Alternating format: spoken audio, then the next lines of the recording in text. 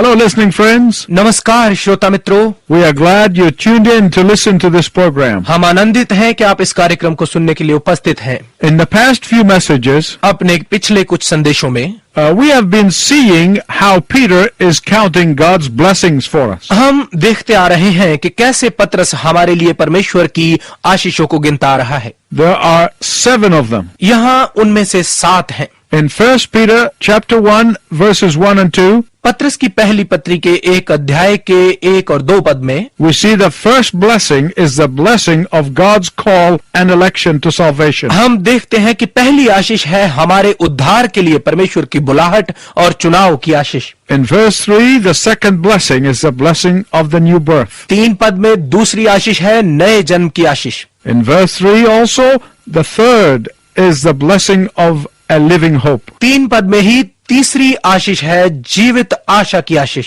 In verse 4, the fourth is the blessing of an inheritance. 4 पद में चौथी मिरास की आशीष है।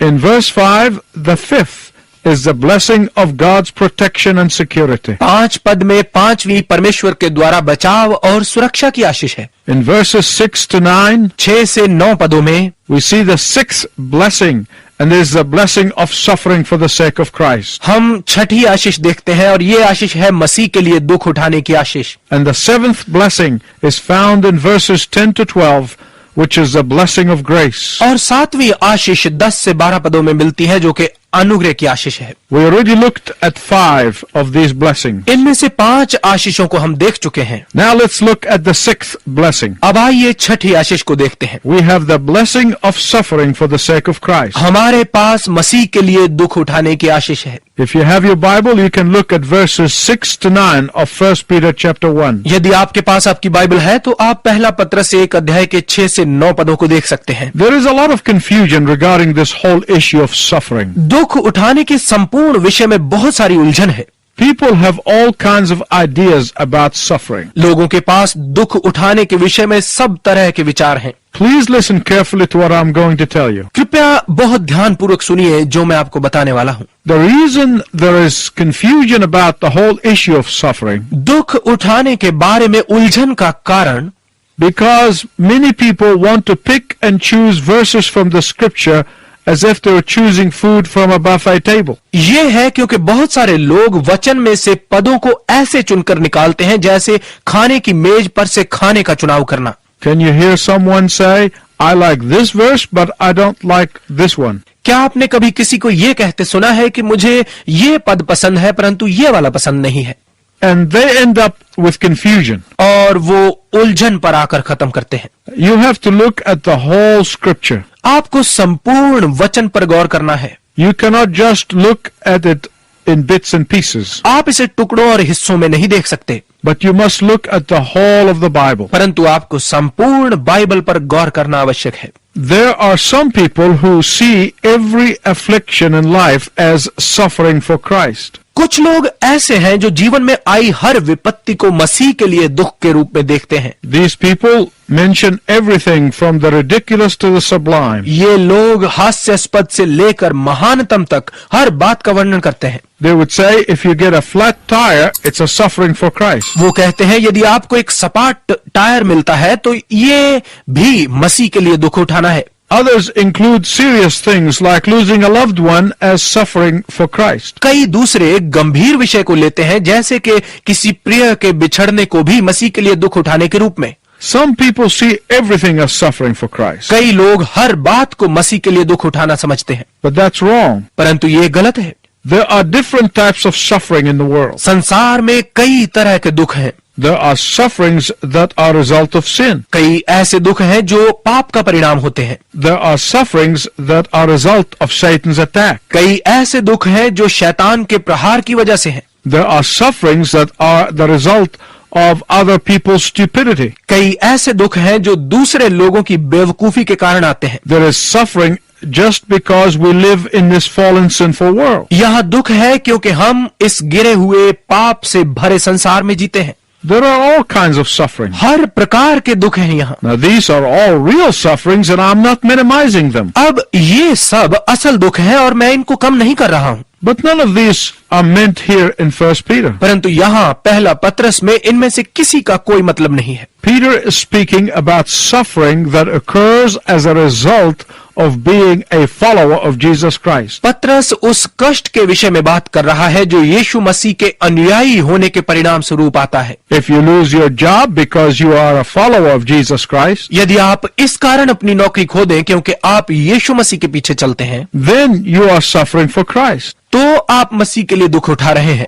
If you get bypassed for a promotion on the job simply because you are a follower of Christ, यदि आपको नौकरी में तरक्की के लिए आपको सिर्फ इस कारण नजरअंदाज किया जाता है क्योंकि आप यीशु मसीह के अनुयायी हैं, then you are suffering for Christ. तो आप मसीह के लिए दुख उठा रहे हैं। But if you lose your job because you are lazy or incompetent, परंतु यदि आप अपनी नौकरी इस कारण खो दें क्योंकि आप आलसी और अयोग्य हैं, that is not suffering for Christ. तो ये मसीह के लिए दुख उठाना नहीं है। If they drag your reputation through the mud because you are a follower of Jesus Christ, यदि वे आपके सम्मान को मिट्टी में मिलाते हैं केवल इस कारण कि आप मसीह के अनुयायी हैं, that is a suffering for Christ. तो ये मसीह के लिए दुख उठाना है And he will bless you for that. और इसके लिए वो आपको आशीषित करेगा। My listening friends, Peter does not say that suffering does not hurt. मेरे श्रोता मित्रों, पत्रस ये नहीं कहता कि दुख से पीड़ा नहीं होती।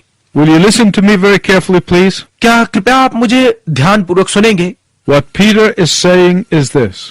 पत्रस कह रहा है, When you are allowed to go through suffering that is specifically directed at you because of your unwavering commitment to Christ, जब आपको उन दुखों में से गुजारा जाता है जो खास करके इस कारण आप पर डाले जाते हैं क्योंकि आप मसीह के प्रति दृढ़ता से समर्पित हैं, when you are allowed to go through suffering because of your unwavering commitment to His Word, जब आपको उन दुखों में से इस कारण गुजारा जाता है क्योंकि आप उसके वचन के प्रति दृढ़ समर्पण रखते हैं, then God will use that suffering to bless your life. तब परमेश्वर उस दुख का प्रयोग आपको आशीषित करने के लिए करेगा। God will use it to bless you in ways you would never understand otherwise. परमेश्वर इसे इस तरीके से आपको आशीष करने के लिए प्रयोग करेगा जो आप वैसे कभी नहीं समझ सकते। God will use that suffering to refine your life as precious metal. परमेश्वर इस दुख का प्रयोग आपको शुद्ध करके एक कीमती धातु बनाने के लिए करेगा। God will use that suffering to bring you closer to Him in a way you never thought possible. परमेश्वर इस दुख का प्रयोग आपको अपने करीब लाने के लिए इस तरीके से करेगा जो आपने कभी सोचा भी ना होगा कि संभव हो सकता है। God will use that suffering to bless you in ways that makes the human mind boggle. परमेश्वर इस दुख का प्रयोग इस तरह से आपको आशीषित करने के लिए करेगा जिससे मानवीय बुद्धि चकरा जाती है। Peter is obviously thinking about how he failed to trust in the Lord Jesus. निश्चय ही पत्रस सोच रहा है कि वो प्रभु यीशु मसीह पर विश्वास करने में असफल क्यों हुआ। Peter is remembering how he denied Jesus instead of standing with him. पत्रस याद कर रहा है कि कैसे उसने यीशु के साथ खड़ा होने के बजाय उसका इनकार कर दिया। The Peter before the resurrection was afraid of suffering. पुनरुत्थान से पहले का पत्रस दुख उठाने से डरता था। The Peter before the resurrection could not take suffering for Jesus' sake. पुनरुत्थान के पहले का पत्रस यीशु के लिए दुख नहीं उठा सकता था। And that is why Peter denied Jesus and denied any knowledge of him. और इसी कारण पत्रस ने यीशु का और उसके बारे में कोई भी जानकारी होने से इनकार कर दिया। But the Peter after the resurrection was given many opportunities to suffer and pay dearly for following Christ. परंतु पुनरुत्थान के बाद पत्रस को मसीह के पीछे चलने के लिए दुख उठाने और कीमत चुकाने के कई अवसर दिए गए। And he did. और उसने ये किया। In fact, tradition said that he was crucified upside down for the sake of Christ. बल्कि पुरानी रीति कहती है कि मसीह के कारण उसे उल्टा क्रूस पर चढ़ाया गया। That is something that very few of us have ever experienced. ये ऐसा है जो हम में से बहुत कम लोगों ने कभी अनुभव किया है। And if and when the time comes, we will be able to count it a blessing. और यदि ये समय आता है तो हम इसे अपनी आशीष के रूप में गिन पाएंगे। Peter said those times of suffering are short-lived and unlimited. पतरस कहता है कि दुख के वो समय असीमित और छोटे होते हैं। Those times are not forever. ऐसे समय हमेशा के लिए नहीं रहते, But in the midst of those times, you will experience joy beyond measure. परंतु ऐसे समय के मध्य में आप हद से बाहर आनंद का अनुभव करेंगे। Now let's recount the blessing. अब आइए आशीषों को फिर से गिने। Count your blessing of election. अपने चुनाव की आशीष को गिनिए, Count your blessing of the new birth. अपने नए जन्म की आशीष को गिनिए, Count your blessing of the living hope. अपनी जीवित आशा की आशीष को गिनिए, Count your blessing of the inheritance. अपनी मिरास की आशीष को गिनिए, Count your blessing of God's security and protection. परमेश्वर के द्वारा आपके बचाव और सुरक्षा की आशीष को गिनिए, Count your blessing when you suffer for Christ. अपनी आशीष को गिनिए जब आप मसीह के लिए दुख उठाते हैं। Finally, अंत में count your blessing of the grace of God. परमेश्वर के अनुग्रह की अपनी आशीष को गिनिए। Look at verses 10 to 12 of 1 Peter chapter 1. पहला पत्रस पहले अध्याय की 10 से 12 पदों को देखिए। Probably nothing overwhelms me more than when I take time to reflect upon the grace of God. शायद इससे अधिक मुझे और कुछ भी इतना वशीभूत नहीं करता जब मैं परमेश्वर के अनुग्रह पर ध्यान करने में समय बिताता हूँ। It is grace that is totally unmerited favor. ये अनुग्रह ही है जो बिल्कुल अयोग्य के प्रति कृपा है। It is grace that I do not deserve. ये अनुग्रह ही है जिसका मैं हकदार नहीं हूँ। It is grace that overwhelms me. ये अनुग्रह है जो मुझे वशीभूत करता है, And that grace can only be possible through Jesus Christ. और ये अनुग्रह केवल यीशु मसीह के द्वारा संभव हो सकता है। In fact, Peter said that the prophets in the Old Testament foretold of this grace. बल्कि पत्रस कहता है कि पुराने नियम में भविष्यवक्ताओं ने इस अनुग्रह के विषय में पहले ही बता दिया था। They foretold of it by faith. उन्होंने विश्वास के द्वारा ऐसा कहा। The prophets of old did not experience that grace themselves. पुराने नियम के भविष्यवक्ताओं ने खुद इस अनुग्रह का अनुभव नहीं किया। They longed for it. वो इसके लिए तरसते थे। They hoped to see it with their own eyes. वो इसे अपनी आंखों से देखने की आशा रखते थे। They peered into its horizon. उन्होंने इसकी सीमाओं से झांका। But we in the New Testament are privileged to be recipients of it. परंतु नए नियम में हमने इसके प्राप्तकर्ता बनने का सम्मान पाया है। Many of us have experienced that grace of God. हम में से कईयों ने परमेश्वर के उस अनुग्रह का अनुभव किया है। Here's what Peter said. पतरस ने ये कहा, Even angels desire to look into the wonder of the grace of God. यहाँ तक कि स्वर्गदूत परमेश्वर के अनुग्रह की आश्चर्यता को देखने की इच्छा करते हैं। Why are the angels filled with wonder when they see the gospel of grace? अनुग्रह के सुसमाचार को देखकर स्वर्गदूत भी आशीष से क्यों भर जाते हैं? Well, there are two things that you must understand about angels. तो स्वर्गदूतों के बारे में दो बातें समझना आपको आवश्यक है। One, एक, they are servants of the living God. वो जीवते परमेश्वर के दास हैं। God tells them what to do and they do it. परमेश्वर उन्हें बताता है कि क्या करना है और वो करते हैं। They have no will of their own. उनकी अपनी कोई इच्छा नहीं है। They cannot be your guardian angels unless God tells them to. वो तब तक आपके मार्गदर्शक दूत नहीं बन सकते जब तक परमेश्वर उनसे नहीं कहता। The second thing about angels we learn right here in this verse is this. इसी पद में स्वर्गदूतों के विषय में जो दूसरी बात हम देखते हैं वो ये है, The reason why the angels are filled with wonder when they see the gospel of grace इसका कारण कि वो अनुग्रह के सुसमाचार को देखकर आश्चर्य से क्यों भर जाते हैं, is because they have never experienced such mercy. ये है क्योंकि उन्होंने कभी ऐसी कृपा का अनुभव नहीं किया। Angels have never experienced grace themselves like many of us do. स्वर्गदूतों ने अनुग्रह का इस तरह से कभी अनुभव नहीं किया जैसे हम में से कई करते हैं।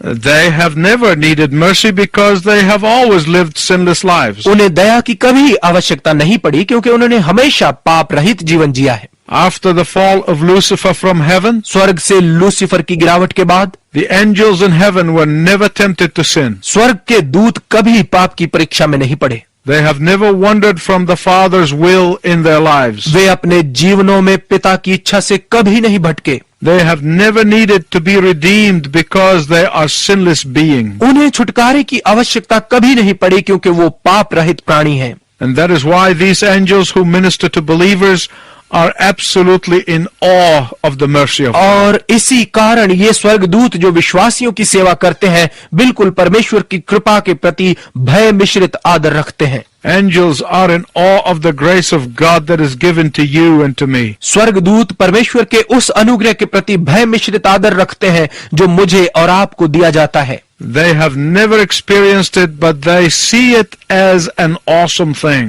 उन्होंने कभी इसका अनुभव नहीं किया है, परंतु वो इसे एक भयदायक वस्तु के रूप में देखते हैं। The next time you are tempted to take the grace of God for granted in your life, stop and think. अगली बार जब आप अपने जीवन में परमेश्वर के अनुग्रह को हल्का समझने की परीक्षा में पड़े तो रुकिए और सोचिए। The next time you begin to tell God about what He is not doing, stop and think. अगली बार जब आप परमेश्वर से कहना शुरू करें कि आपके कहे अनुसार वो क्यों नहीं कर रहा है, तो रुकिए और सोचिए। Remember that it is His grace that has worked in your life that makes angels baffled. याद रखिए कि आपके जीवन में कार्य करने वाला ये उसका वो अनुग्रह है जिसके लिए स्वर्गदूत भी उलझन में है। We are the ones who are sinners, the angels are not. पापी हम हैं, स्वर्गदूत नहीं। We are the ones who deserve hell, the angels are not. हम ही हैं जो नरक के हकदार हैं, स्वर्गदूत नहीं। We are the ones who need to be redeemed by the grace of God. हम ही हैं जिन्हें परमेश्वर के अनुग्रह के द्वारा छुड़ाए जाने की आवश्यकता है। And we were redeemed through the precious blood of Jesus. और हमें यीशु के बेशकीमती लहू के द्वारा छुड़ाया गया है। And yet the angels get more overwhelmed by that experience than we do. और तो भी इस अनुभव से स्वर्गदूत हमसे अधिक वशीभूत होते हैं। We just take it for granted in the daily tasks of our lives. हम अपने जीवनों के प्रतिदिन के कार्यों में इसे बहुत हल्का लेते हैं। Do you remember the verses I quoted when we started looking at our blessings? क्या आपको वो पद याद हैं जिनका जिक्र मैंने उस वक्त किया था जब हमने अपनी आशीषों पर गौर करना शुरू किया था? They are good words to live by.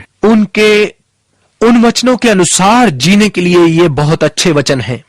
Count your blessing. अपनी आशीषों को गिनिए।